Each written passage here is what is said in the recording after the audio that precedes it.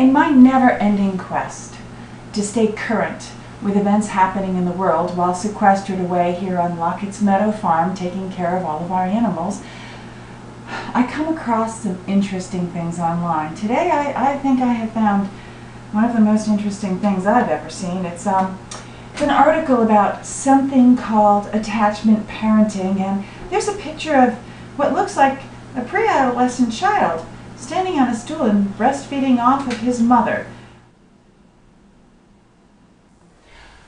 When I was young, we never used the word breast as it was considered vulgar.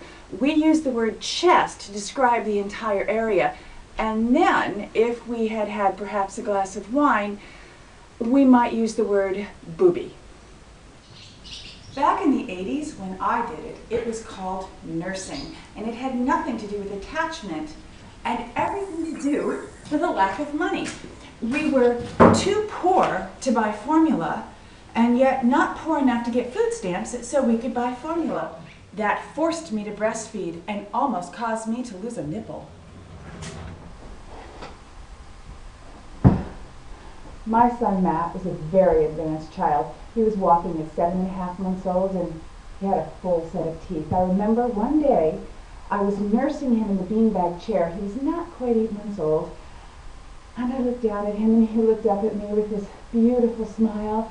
And then he went and he clamped down on my boobie with all the strength in his little jaw. And I screamed, and I threw him across the floor. And don't look at me like that. It was a very small living room floor, maybe 12 feet tops. And then he stood up, and he came toweling back at me. Oh, no. I staunched the bleeding.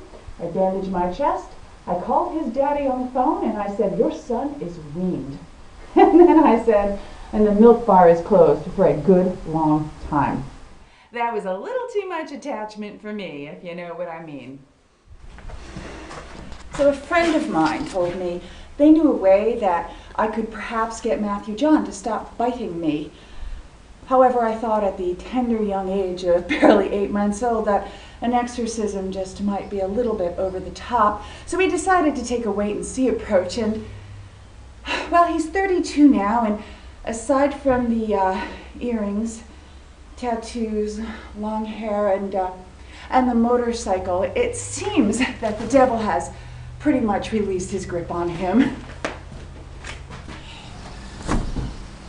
But back to talking about this nursing 3-year-old, because I have an opinion about this.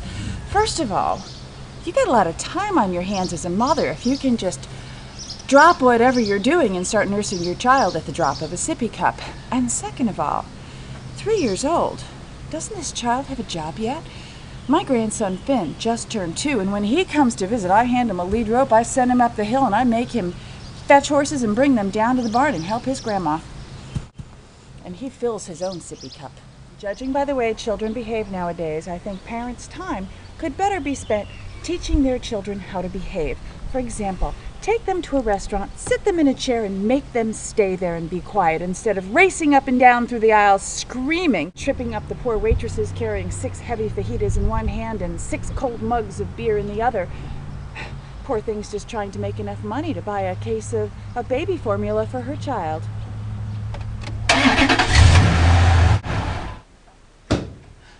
And one last thing about this attachment parenting. These attachment people, they let their children sleep in the bed with them. And they claim it does not get in the way of their marital relations. We have dogs and cats in the bed, and frankly, they make it nigh on impossible. In fact, my husband and I are really grateful there's a motel in Naugatuck that rents out by the hour. Although I'm starting to wonder if people are getting suspicious every time we say we're running to Walmart to pick up some more garden hose and we'll be back in an hour and a half. That and the fact that Walmart's been closed for renovations for the past month. And one last thing. The attachment parenting people are saying that nursing a child for 3, 4, 5 years is only natural. Well, here on the farm we know a thing or two about natural, and I can tell you that if that colt is still nursing this mare in 3 years, she's going to tell him to go to hell, kick him in the teeth, and jump the fence if he goes after one of those teats. I'm just saying.